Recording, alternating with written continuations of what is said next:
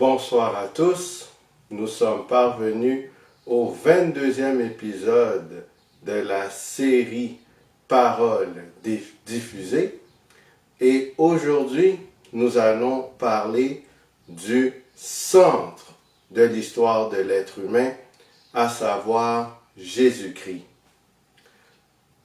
La fois passée, on avait vu que la Bible avait prédit que l'Empire romain allait s'élever contre le chef de l'armée, et cet oracle a été accompli avec exactitude quand Pilate avait crucifié Jésus-Christ en l'an 30 de notre ère. Or, nous avons observé que le chef de l'armée de l'Éternel était le Dieu créateur. Nous avons aussi constaté que le chef de l'armée est nul autre que Jésus-Christ lui-même.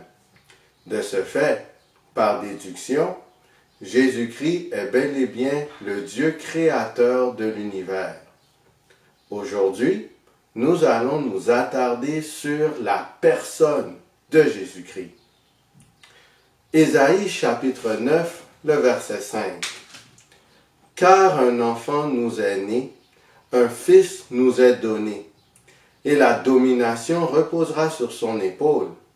On l'appellera admirable, conseiller, Dieu puissant, Père éternel, Prince de la paix. » Michée chapitre 5, le verset 1.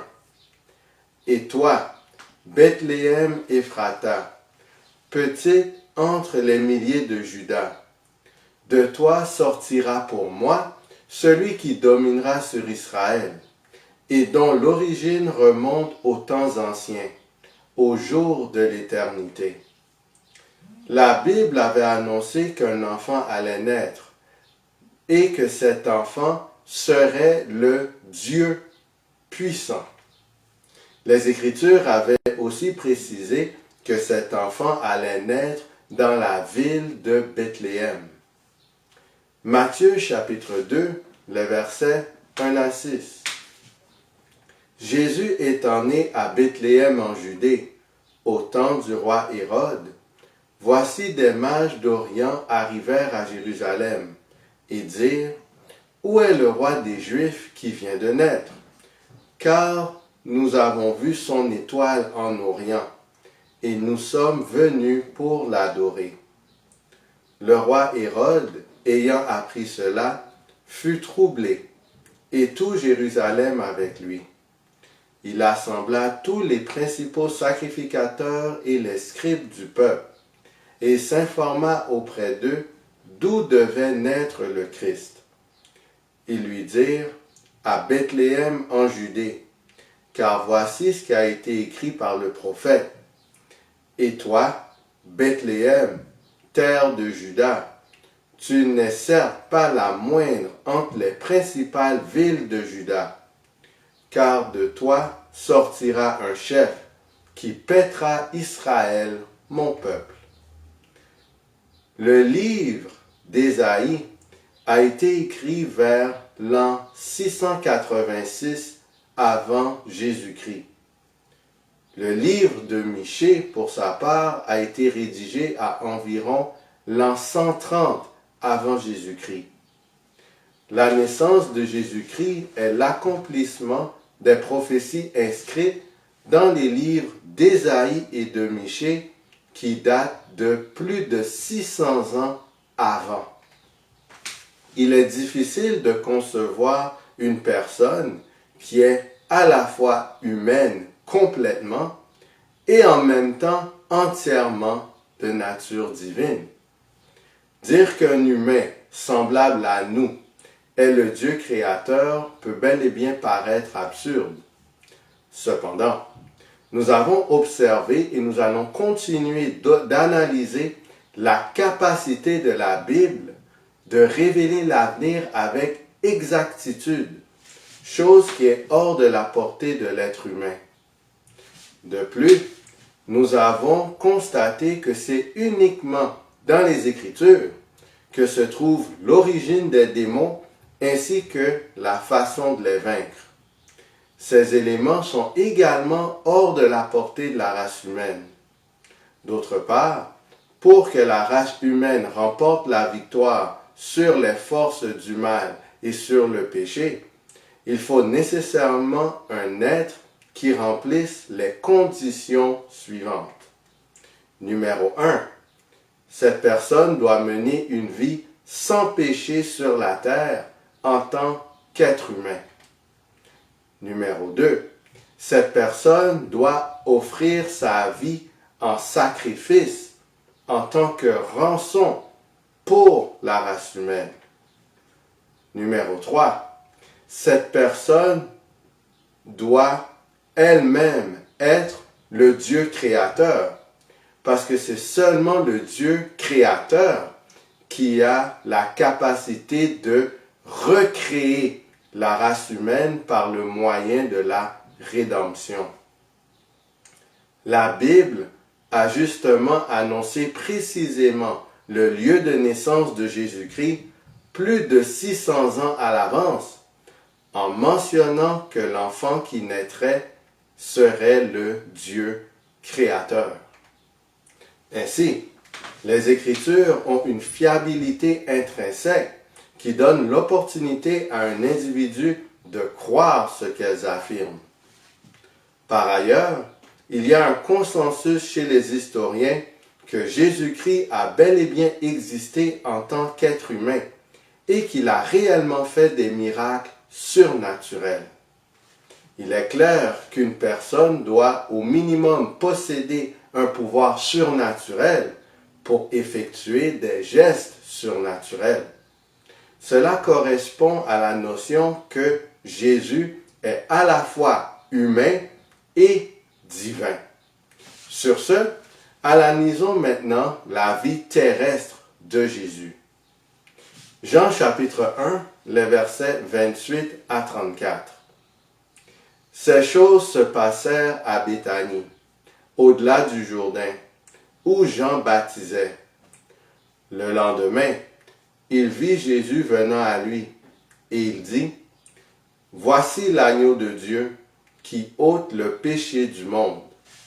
C'est celui dont j'ai dit, « Après moi vient un homme qui m'a précédé, car il était avant moi. Je ne le connaissais pas, mais c'est afin qu'il fût manifesté à Israël que je suis venu baptiser d'eau. » Jean rendit ce témoignage. J'ai vu l'Esprit descendre du ciel comme une colombe et s'arrêter sur lui. Je ne le connaissais pas, mais celui qui m'a envoyé baptiser d'eau, celui-là m'a dit, « Celui sur qui tu verras l'Esprit descendre et s'arrêter, c'est celui qui baptise du Saint-Esprit. » Et j'ai vu, et j'ai rendu témoignage qu'il est le Fils de Dieu. Jean chapitre 1, les versets 35 à 37. Le lendemain, Jean était encore là, avec 2 de ses disciples, et, ayant regardé Jésus qui passait, il dit, « Voilà l'agneau de Dieu. » Les 2 disciples l'entendirent prononcer ces paroles, et ils suivirent Jésus. 1 Pierre chapitre 1, les versets 19 et 20. Mais par le sang précieux de Christ, comme d'un agneau sans défaut et sans tache, prédestiné avant la fondation du monde, et manifesté à la fin des temps à cause de vous. L'agneau représente Jésus-Christ. À l'instar de l'agneau sans défaut et sans tache, Jésus était sans défaut de caractère. En d'autres termes, il n'avait commis aucun péché pendant toute sa vie. Il avait donc réussi là où Adam avait échoué, parce que Jésus était resté fidèle à Dieu. Et c'est grâce à la vie de Jésus sans péché que Jésus a pu ôter le péché du monde. Si le Christ avait commis une seule faute pendant sa vie terrestre, il n'aurait pas pu accomplir son travail de Rédempteur. Il est réconfortant de savoir que la venue de Christ était prévue avant même la création de la race humaine. Le prophète Ésaïe avait annoncé la venue du Messie, Jésus-Christ. Il l'a comparé à un agneau que l'on mène à la boucherie. Regardons certains détails de cette prédiction. Ésaïe chapitre 53, le verset 2. Il s'est élevé devant lui comme une faible plante, comme un rejeton qui sort d'une terre desséchée. Il n'avait ni beauté, ni éclat pour attirer les regards, et son aspect n'avait rien pour nous plaire. Jésus était décrit par le prophète comme une personne qui n'avait rien d'attirant et de plaisant pour les humains. Luc chapitre 2, les versets 4 à 8. Joseph aussi monta de la Galilée, de la ville de Nazareth, pour se rendre en Judée, dans la ville de David, appelée Bethléem, parce qu'il était de la maison et de la famille de David, afin de se faire inscrire avec Marie, sa fiancée, qui était enceinte. Pendant qu'ils étaient là, le temps où Marie devait accoucher arriva, et elle enfanta son fils premier-né. Elle l'émaillota et le coucha dans une crèche, parce qu'il n'y avait pas de place pour eux dans l'hôtellerie. Il y avait, dans cette même contrée, des bergers qui passaient dans les champs les veilles de la nuit pour garder leurs troupeaux. Maintenant, Luc chapitre 2, les versets 9 à 11. Et voici, un ange du Seigneur leur apparut, et la gloire du Seigneur resplendit autour d'eux. Ils furent saisis d'une grande frayeur, mais l'ange leur dit, « Ne craignez point, car je vous annonce une bonne nouvelle, qui sera pour tout le peuple le sujet d'une grande joie. C'est qu'aujourd'hui, dans la ville de David, il vous est né un sauveur, qui est le Christ, le Seigneur. » Ici, on voit que Jésus-Christ était mis dans une crèche, une mangeoire pour animaux, peu après sa naissance. Il était donc né dans des circonstances médiocres, loin d'attirer les regards et de plaire aux humains. Lévitique chapitre 5, les versets 6 et 7. Puis, il offrira en sacrifice de culpabilité à l'Éternel, pour le péché qu'il a commis, une femelle de menu bétail, une brebis ou une chèvre, comme victime expiatoire. Et le sacrificateur fera pour lui l'expiation de son péché. S'il n'a pas de quoi se procurer une brebis ou une chèvre, il offrira en sacrifice de culpabilité à l'Éternel pour son péché 2 tourterelles ou 2 jeunes pigeons, l'un comme victime expiatoire, l'autre comme holocauste.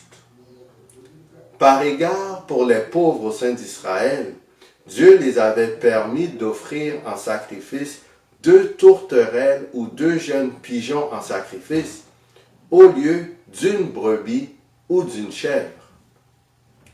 Luc chapitre 2, les versets 21 à 24.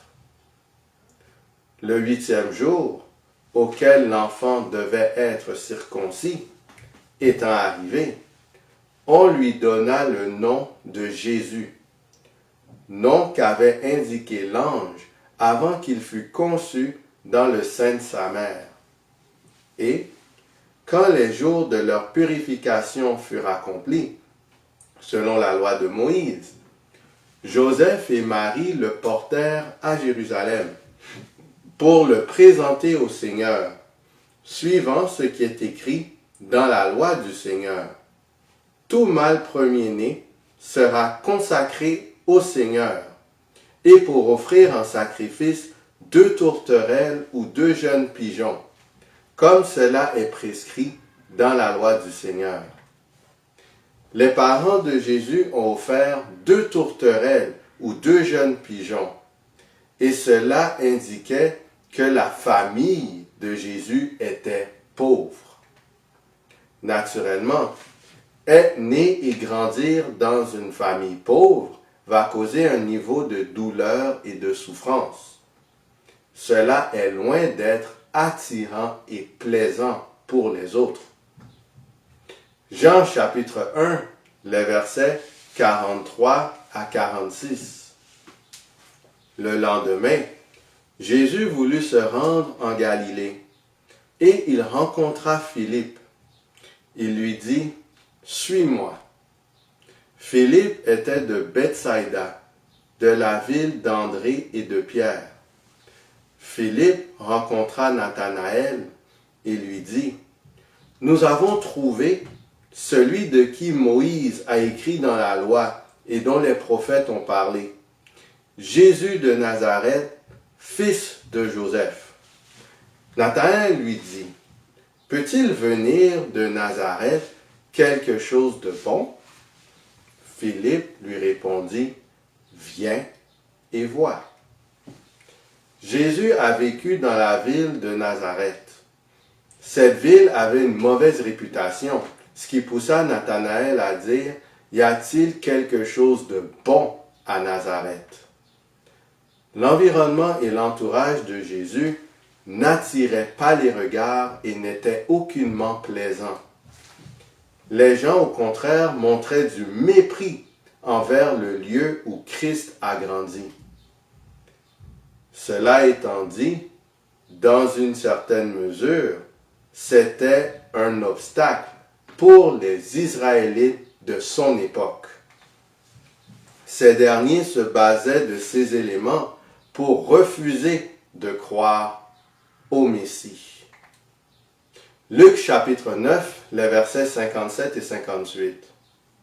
Pendant qu'ils étaient en chemin, un homme lui dit, « Seigneur, je te suivrai partout où tu iras. » Jésus lui répondit, « Les renards ont des tanières, et les oiseaux du ciel ont des nids. Mais le Fils de l'homme n'a pas un lieu où il puisse reposer sa tête. » Dans le cadre de son ministère, Jésus devait aller de lieu en lieu pour proclamer la bonne nouvelle. Il n'avait donc pas un lieu fixe de résidence ou bien de repos. Ce mode de vie était une source de degrés de souffrance, et cela n'était naturellement ni attirant ni plaisant. Ésaïe chapitre 53, le verset 3. « Méprisé et abandonné des hommes, homme de douleur et habitué à la souffrance, semblable à celui dont on détourne le visage, nous l'avons dédaigné, nous avons fait de lui aucun cas. » En effet, nous avons vu que Jésus a mené une vie de douleur et de souffrance. Le mot « dédaigner » vient du terme hébreu « baza » qui signifie « regarder avec mépris ». Il était donc prédit que Jésus serait regardé avec mépris par les humains. L'humanité ne ferait aucun cas de son statut en tant que fils de Dieu. Les humains le traiteraient comme un humain ordinaire. Exode chapitre 25, les versets 1 et 8. L'Éternel parla à Moïse et dit, « Ils me feront un sanctuaire, et j'habiterai au milieu d'eux. » Exode chapitre 30, les versets 12 et 13. Lorsque tu compteras les enfants d'Israël pour en faire le dénombrement, chacun d'eux paiera à l'Éternel le rachat de sa personne, afin qu'il ne soit frappé d'aucune plaie lors de ce dénombrement. Voici ce que donneront tous ceux qui seront compris dans le dénombrement. Un demi-cycle, selon le cycle du sanctuaire, qui est de 20 guéras. Un demi-cycle sera le don prélevé pour l'Éternel. Exode chapitre 30, les versets 14 à 16. Tout homme compris dans le dénombrement, depuis l'âge de 20 ans et au-dessus, paiera le don prélevé pour l'Éternel. Le riche ne paiera pas plus, et le pauvre ne paiera pas moins d'un demi-cycle, comme don prélevé pour l'Éternel, afin de racheter leur personne. Tu recevras des enfants d'Israël l'argent du rachat, et tu l'appliqueras au travail de la tente d'assignation. Ce sera, pour les enfants d'Israël, un souvenir devant l'Éternel pour le rachat de leur personne. Selon la loi de Moïse, chaque Israélite âgé de 20 ans et plus devait donner une cotisation d'un demi-cycle. C'était en guise de souvenir du rachat de sa personne par le Seigneur depuis sa sortie d'Égypte. L'argent recueilli était dédié au maintien du sanctuaire, qui est la maison de Dieu. Matthieu chapitre 17, le verset 24. Lorsqu'ils arrivèrent à Capernaum, ceux qui percevaient les 2 drachmes s'adressèrent à Pierre et lui dirent, « Votre maître ne paie-t-il pas les 2 drachmes ?» Le terme 2 drachmes vient du mot didrachmon, qui est une pièce d'argent valant un demi-cycle. C'était donc la même taxe qui était dédiée à l'entretien du temple. En réalité, vu que Jésus est pleinement Dieu, le temple constitue sa maison. Il était donc absurde de demander à Jésus de payer une taxe pour l'entretien de sa propre maison. Néanmoins, ceux qui faisaient la collecte pour le sanctuaire au temps de Christ s'attendaient à ce que Jésus paie aussi cette cotisation. Dans leur esprit, Jésus était un simple homme qui devait, comme tout le monde, payer une cotisation pour le temple. En ce sens, il ne faisait aucun cas du statut de Christ en tant que Créateur, Dieu, Seigneur et Messie. Matthieu chapitre 17, le verset 25. Oui, dit-il, et quand il fut entré dans la maison, Jésus le prévint et dit, « Que t'en semble, Simon?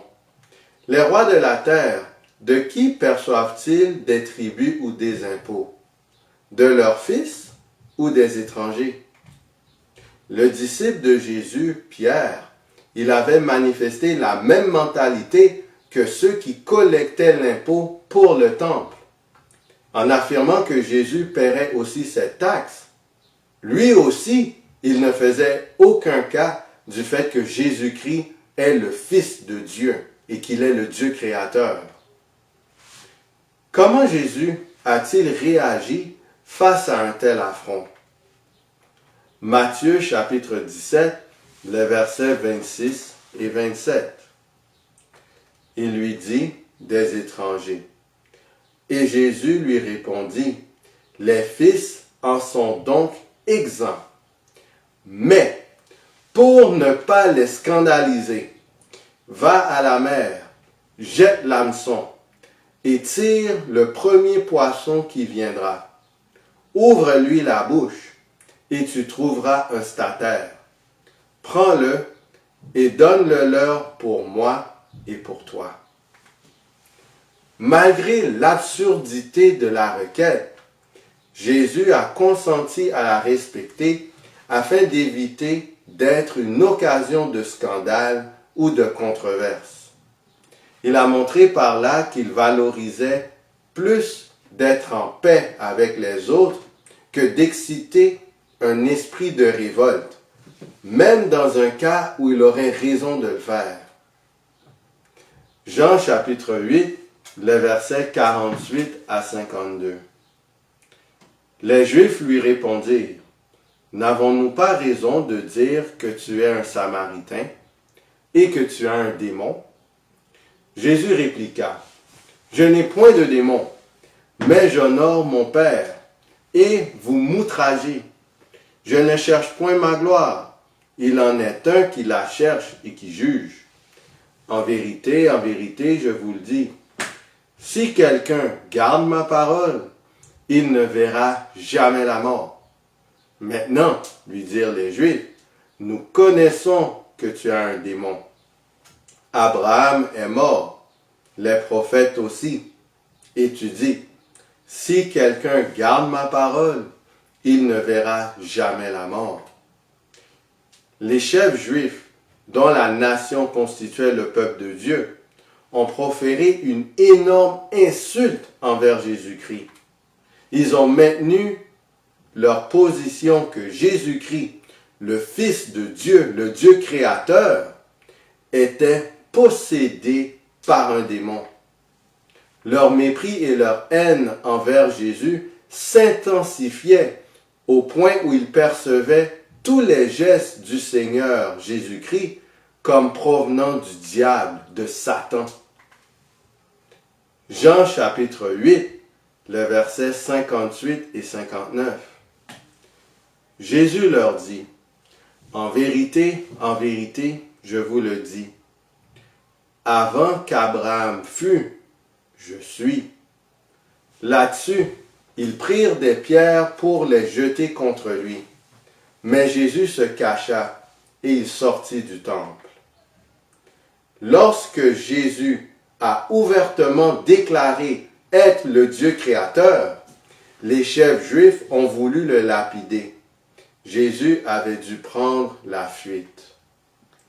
Ainsi, nous voyons que Jésus a mené une vie difficile, remplie de souffrances.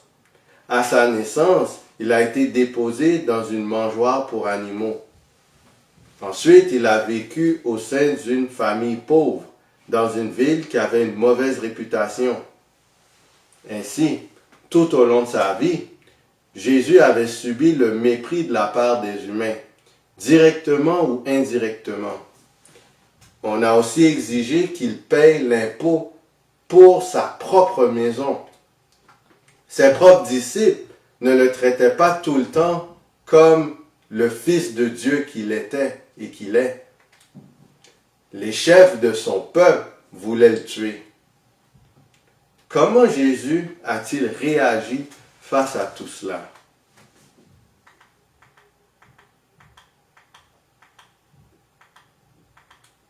« 1 Pierre, chapitre 2, les versets 21 à 23. « Et c'est à cela que vous avez été appelés, parce que Christ aussi a souffert pour vous, vous laissant un exemple, afin que vous suiviez ses traces. Lui qui n'a point commis de péché, et dans la bouche duquel il ne s'est point trouvé de fraude. Lui qui, injurié, ne rendait point d'injure, maltraité, ne faisait point de menaces, mais s'en remettait à celui qui juge justement. Malgré les souffrances, les injures et les menaces que Jésus a subies, il n'avait commis aucun péché. Il est resté obéissant, sans défaut, sans tache, en s'appuyant constamment sur son Père. Philippiens chapitre 2, les versets 5 à 8.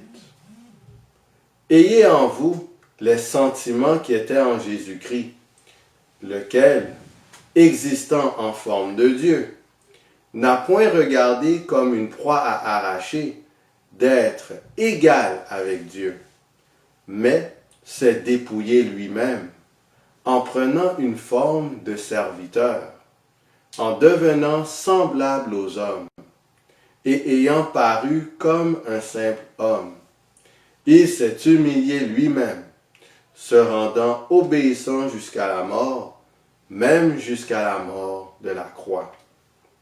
Le Fils de Dieu, depuis son incarnation, a accepté de vivre en tant que serviteur de l'humanité.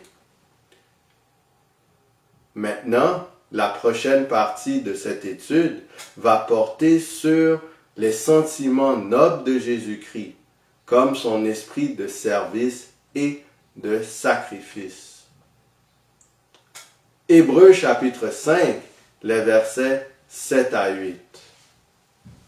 C'est lui qui, dans les jours de sa chair, ayant présenté avec de grands cris et avec larmes, des prières et des supplications à celui qui pouvait le sauver de la mort, et ayant été exaucé à cause de sa piété, a appris, bien qu'il fût fils, l'obéissance par les choses qu'il a souffertes. Malgré le fait que Jésus était pleinement Dieu, tout au long de sa vie terrestre, il avait au moins une chose à apprendre. Le Christ devait apprendre par expérience comment obéir à Dieu. Et c'est à travers toutes les souffrances qu'il a vécues que Jésus a pu atteindre cet objectif. Les obstacles dressés devant lui étaient donc nécessaires pour la réussite de sa mission terrestre. Ceci nous amène à aborder le sujet de la croix. Psaume 22, les versets 1 et 2. Au chef des chantres, sur Biche de l'aurore. Psaume de David. Mon Dieu, pourquoi m'as-tu abandonné? Et t'éloignes-tu sans me secourir, sans écouter mes plaintes? Actes chapitre 2, les versets 29 et 30. Hommes frères, qu'il me soit permis de vous dire librement, au sujet du patriarche David, qu'il est mort, qu'il a été enseveli, et que son sépulcre existe encore aujourd'hui parmi nous. Comme il était prophète, et qu'il savait que Dieu lui avait promis avec serment de faire asseoir un de ses descendants sur son trône, tout d'abord, on voit que David, il est reconnu comme étant un prophète.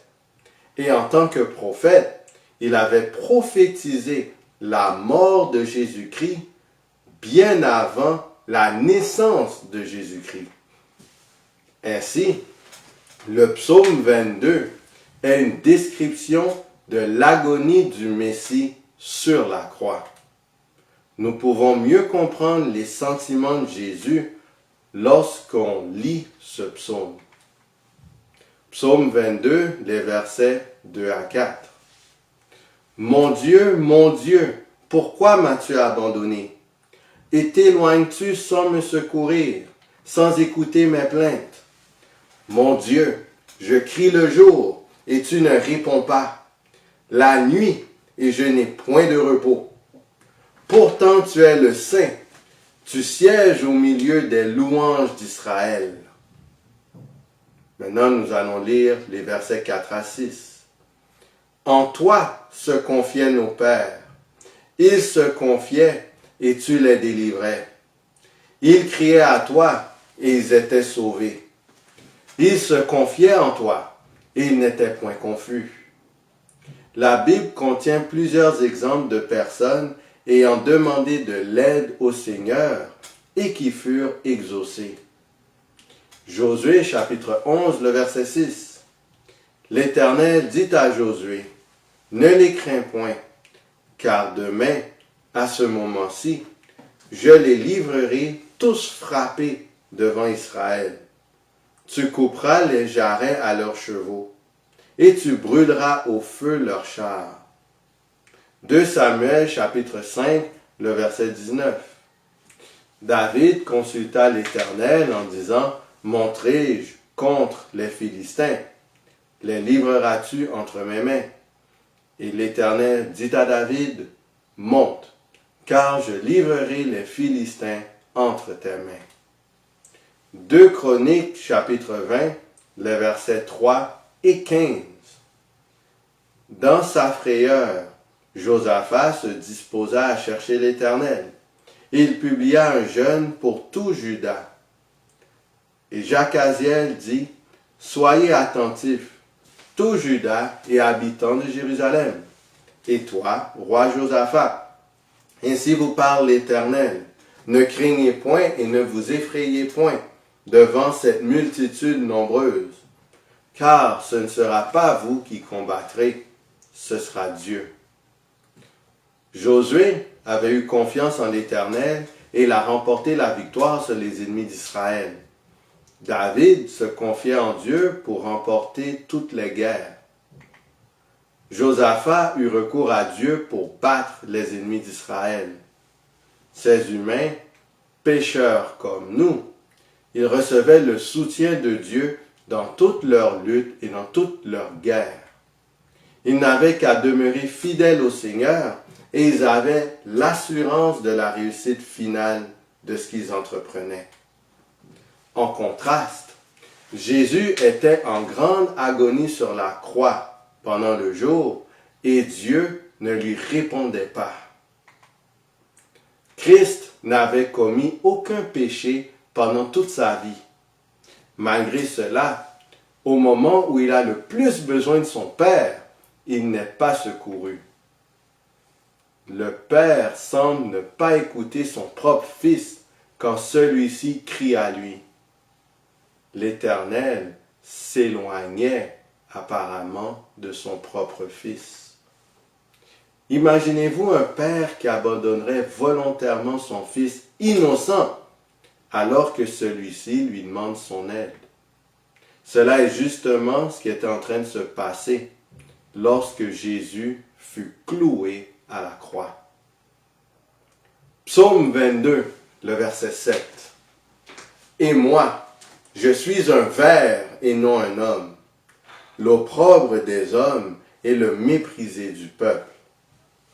Nous avons vu que Jésus est l'agneau de Dieu. Un agneau est un animal attirant, beau et doux. On veut toucher, caresser, donner un câlin à un agneau. En contraste, un ver est repoussant. On ne veut pas toucher, caresser ou donner un câlin à un ver. On veut plutôt l'écraser ou le tuer pour s'en débarrasser. Ainsi, Jésus était décrit sur le plan prophétique par le prophète David comme étant un ver et non un agneau dans ce passage. Matthieu chapitre 27, les versets 39 à 44. Les passants l'injuriaient et secouaient la tête en disant, « Toi qui détruis le temple et qui le rebâtis en 3 jours, sauve-toi toi-même. Si tu es le Fils de Dieu, descends de la croix. » Les principaux sacrificateurs, avec les scribes et les anciens, se moquaient aussi de lui et disaient, « Il a sauvé les autres et il ne peut se sauver lui-même. S'il est roi d'Israël, qu'il descende de la croix, et nous croirons en lui. » Il s'est confié en Dieu, que Dieu le délivre maintenant, s'il l'aime, car il a dit, « Je suis Fils de Dieu. » Les brigands, crucifiés avec lui, l'insultaient de la même manière. On voit que c'était bel et bien la condition de Jésus sur la croix. Il était repoussant. Les personnes se moquaient de lui. On voulait le tuer. Jésus était arrivé à un niveau très bas, comme le ver qui rampe sur le sol. Philippiens chapitre 2, les versets 6 et 7. Lequel, existant en forme de Dieu, n'a point regardé comme une proie arrachée d'être égal avec Dieu, mais s'est dépouillé lui-même, en prenant une forme de serviteur, en devenant semblable aux hommes et ayant paru comme un simple homme. Philippiens chapitre 2, le verset 8. Il s'est humilié lui-même, se rendant obéissant jusqu'à la mort, même jusqu'à la mort de la croix.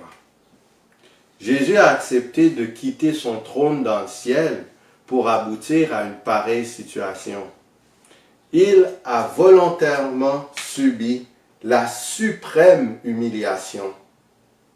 Qu'est-ce qui l'a motivé à prendre une telle décision? Jean chapitre 15, les versets 12 à 14. C'est ici mon commandement. Aimez-vous les uns les autres, comme je vous ai aimé. Il n'y a pas de plus grand amour que de donner sa vie pour ses amis. Jean chapitre 3, le verset 16. Et comme Moïse éleva le serpent dans le désert, il faut de même que le Fils de l'homme soit élevé, car Dieu a tant aimé le monde qu'il a donné son Fils unique, afin que quiconque croit en lui ne périsse point, mais qu'il ait la vie éternelle. Dieu, en effet, n'a pas envoyé son Fils dans le monde pour qu'il juge le monde, mais pour que le monde soit sauvé par lui. C'est par un amour suprême pour les humains que Jésus a offert sa vie en sacrifice et qu'il a accepté la honte suprême. C'est par un amour suprême pour les humains que le Père a accepté d'envoyer mourir à la croix son Fils unique. Psaume 22, les versets 13, 14 et 17. De nombreux taureaux sont autour de moi. Des taureaux de Basan m'environnent. Ils ouvrent contre moi leur gueule, semblables aux lions qui déchirent et rugit. Car des chiens m'environnent. Une bande de scélérats rôde autour de moi. Ils ont percé mes mains et mes pieds. Les taureaux de Basan, les chiens et les scélérats autour de Jésus sont les personnes qui se moquaient de lui. Ces personnes sont comparées à des animaux parce que leur comportement était semblable à celui d'une bête. Quand nous ne nous soumettons pas à la volonté de Dieu, nous agissons comme des bêtes sans intelligence. Psaume 22, les versets 15 et 16. Je suis comme de l'eau qui s'écoule, et tous mes os se séparent. Mon cœur est comme de la cire, il se fond dans mes entrailles. Ma force se dessèche comme l'argile, et ma langue s'attache à mon palais. Tu me réduis à la poussière de la mort. Sur la croix, Jésus était comme de l'eau qui s'écoulait. Sa force se desséchait comme l'argile. En d'autres termes, les forces physiques de Jésus-Christ l'abandonnaient. Tous ses os étaient en train de se séparer. Et étant sur le point de mourir, Christ souffrait énormément. Psaume 22, le verset 22. Sauve-moi de la gueule du lion. Délivre-moi des cornes du buffle. Que représente le lion dans les Écritures? 1 Pierre chapitre 5, le verset 8. Votre adversaire, le diable, rôde comme un lion rugissant, cherchant qui il dévorera. Comme un lion, le diable était sur le point de dévorer Jésus. Jésus-Christ sur la croix était à la merci de Satan et celui-ci l'assiégeait de ses tentations redoutables. Satan disait à Jésus d'abandonner de laisser tomber sa mission divine. Pourquoi Jésus était-il aussi vulnérable face au diable? Ésaïe chapitre 59, les versets 1 et 2. Non, la main de l'Éternel n'est pas trop courte pour sauver, ni son oreille trop dure pour entendre, mais ce sont vos crimes qui mettent une séparation entre vous et votre Dieu. Ce sont vos péchés qui vous cachent sa face et l'empêchent de vous écouter. En tant que substitut, Jésus avait porté les péchés de tous. Portant tous les crimes des humains, Jésus était à ce moment séparé de son Père. Il ne pouvait avoir recours ni à l'aide ni au soutien de son Dieu. Celui-ci lui cachait sa face. La présence divine lui était retirée. Son agonie morale était si grande qu'il en oubliait même ses tortures physiques. Sachant que le péché était odieux à la divinité, Jésus redoutait que la séparation serait éternelle. En effet, la croix était une expérience toute nouvelle pour la Trinité. Le Père, le Fils et le Saint-Esprit avaient toujours été ensemble. Cette famille céleste était un modèle parfait d'unité existante entre les individus. Genèse chapitre 1, les versets 1 et 2. Au commencement, Dieu créa les cieux et la terre. La terre était informe et vide. Il y avait des ténèbres à la surface de l'abîme. Et l'Esprit de Dieu se mouvait au-dessus des eaux. Jean chapitre 1, les versets 1 et 2. Au commencement était la parole, et la parole était avec Dieu. Et la parole était Dieu. Elle était au commencement avec Dieu. Lors de la création, le Saint-Esprit se mouvait au-dessus des eaux. La parole, à savoir Dieu le Fils, était auprès de Dieu le Père. Ésaïe chapitre 6, les versets 1 à 3. L'année de la mort du roi Osias, je vis le Seigneur assis sur un trône très élevé, et les pans de sa robe remplissaient le temple. Des séraphins se tenaient au-dessus de lui. Ils avaient chacun 6 ailes, 2 dont ils se couvraient la face, 2 dont ils se couvraient les pieds, et 2 dont ils se servaient pour voler. Ils criaient l'un à l'autre et disaient, « Saint, Saint, Saint est l'Éternel des armées. Toute la terre est pleine de sa gloire. » Le mot « saint » est employé à 3 reprises pour décrire l'Éternel des armées, qui est assis sur le trône. Le Père, le Fils et le Saint-Esprit sont tous les 3 saints. Matthieu chapitre 3, les versets 16 et 17. Dès que Jésus eut été baptisé, il sortit de l'eau. Et voici, les cieux s'ouvrirent, et il vit l'Esprit de Dieu descendre comme une colombe et venir sur lui. Et voici, une voix fit entendre des cieux ces paroles. « Celui-ci est mon Fils bien-aimé, en qui j'ai mis toute mon affection. » Jésus, le Fils de Dieu, étant pleinement humain, il venait de recevoir le baptême. Dieu, l'Esprit éternel, était descendu du ciel et il est venu sur Christ à cette occasion, dans le cadre de son onction. Dieu le Père, de son côté, il a proclamé du ciel que Jésus était bel et bien son Fils bien-aimé. Jean chapitre 10, le verset 30. Moi et le Père, nous sommes un. Jésus affirme que lui et le Père sont un. De ce fait, comment pouvons-nous diviser ce qui est un? L'eau contient 2 parties d'hydrogène et une partie d'oxygène. Si on enlève un de ces éléments, on n'a plus d'eau.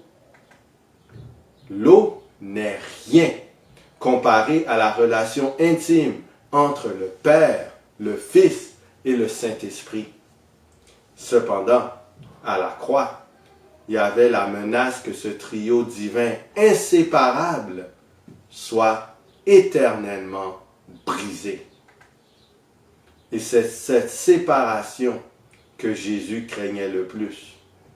Si Jésus échouait ici, en commettant un péché en parole ou en acte, à ce moment, son sacrifice ne serait pas agréé par Dieu. Jésus resterait donc éternellement dans la tombe. On se rappelle que Jésus avait bu le vin de la fureur de Dieu, versé sans mélange dans la coupe de sa colère. Jésus n'avait donc pas accès à la miséricorde, à la compassion, ni à la bonté de Dieu. Étant sur la croix, Jésus portait tous les péchés de la race humaine sur lui. Jésus avait perdu la conviction qu'il serait délivré par Dieu à ce moment. Marc chapitre 3, les versets 18 à 20. Je vous le dis en vérité, tous les péchés seront pardonnés aux fils des hommes, et les blasphèmes qu'ils auront proférés. Mais quiconque blasphémera contre le Saint-Esprit n'obtiendra jamais de pardon. Il est coupable d'un péché éternel. 1 Jean chapitre 5, les versets 16 et 17. Si quelqu'un voit son frère commettre un péché qui ne mène point à la mort, qu'il prie, et Dieu donnera la vie à ce frère. Il la donnera à ceux qui commettent un péché qui ne mène point à la mort. Il y a un péché qui mène à la mort. Ce n'est pas pour ce péché-là que je dis de prier. Jésus, en tant que substitut, il a dû subir le châtiment réservé à ceux qui ont et auront commis le péché contre le Saint-Esprit. Christ ne pouvait pas recevoir le pardon divin pour les péchés qu'il avait pris sur lui. Il a pris sur lui la culpabilité du péché éternel. Christ ne pouvait pas bénéficier de la prière ou de l'intercession de qui que ce soit. Le Christ avait ressenti l'angoisse que tout pécheur devra éprouver quand la grâce va cesser d'intercéder en faveur des humains. Personne ne comprendra jamais la douleur que le Sauveur a éprouvée à ce moment d'angoisse suprême. Et dans son moment de terreur et de solitude, Jésus s'écrie. À qui? À qui s'adresse-t-il? On sait qu'il y a 3 personnes, à savoir le Père, le Fils et le Saint-Esprit. On sait que le Fils, qui est un intercesseur, il n'est pas disponible parce que lui-même, il est en train de mourir sur la croix.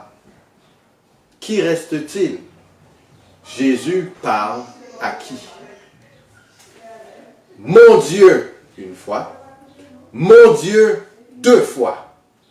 Pourquoi m'avez-vous abandonné tous les deux? Jésus demande à son Père pourquoi ce dernier l'a abandonné. Jésus demande au Saint-Esprit pourquoi ce dernier l'a abandonné. Cependant, malgré la douleur de cette séparation de son Père et de son Esprit, Jésus-Christ, il est resté fidèle jusqu'au bout. Jean chapitre 19, le verset 30.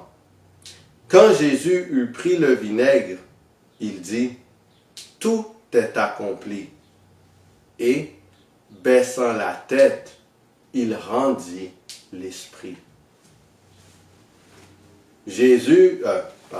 Luc chapitre 23, le verset 46. Jésus s'écria d'une voix forte, « Père, je remets mon esprit entre tes mains. Et en disant ces paroles, il expira. Jésus a remis son esprit, sa vie, entre les mains de Dieu. Ces dernières paroles montrent qu'il a maintenu une confiance inébranlable en son Père céleste, malgré tout ce qu'il avait subi. Les souffrances et les angoisses que Christ a subies n'ont aucunement altéré la foi qu'il avait en Dieu. Grâce à sa foi et à sa piété parfaite, Jésus a pu accomplir la totalité de sa mission en mourant sur la croix. Il a réussi sa fonction en tant qu'agneau de Dieu parce qu'il était sans défaut. Le Messie avait remporté la victoire complète et définitive sur le péché en mourant sur la croix. Et en vertu de la victoire de Christ, tous les humains qui se confient en lui sont également des victorieux. Daniel chapitre 12, le verset 3. Ceux qui auront été intelligents brilleront comme la splendeur du ciel. Et ceux qui auront enseigné la justice à la multitude brilleront comme les étoiles, à toujours et à perpétuité. Osée chapitre 4, le verset 6. Mon peuple est détruit, parce qu'il lui manque la connaissance. Puisque tu as rejeté la connaissance, je te rejetterai, et tu seras dépouillé de mon sacerdoce. Puisque tu as oublié la loi de ton Dieu, j'oublierai aussi tes enfants. La connaissance de Dieu est d'une importance capitale pour la race humaine. Efforçons-nous à scruter les Écritures et de les partager à nos semblables. C'est avec cela en tête que les semaines des différents épisodes de paroles diffusées sont organisées.